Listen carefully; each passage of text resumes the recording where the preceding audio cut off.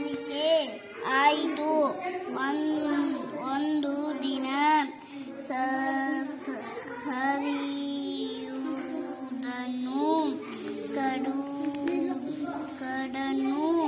ಕಂಡನು. ಆದರೆ ಕತ್ತೆಯಿಂದ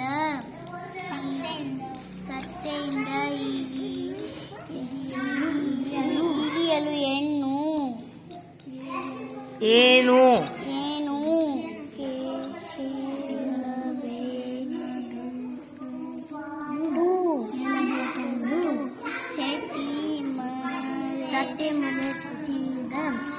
ಶೆಟ್ಟಿ ಮರೆತಿದ್ದ ಕತ್ತೆ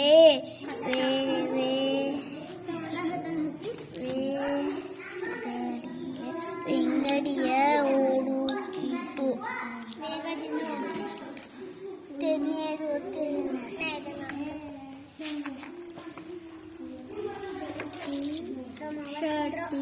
ಶೆಟ್ಟಿಗೆ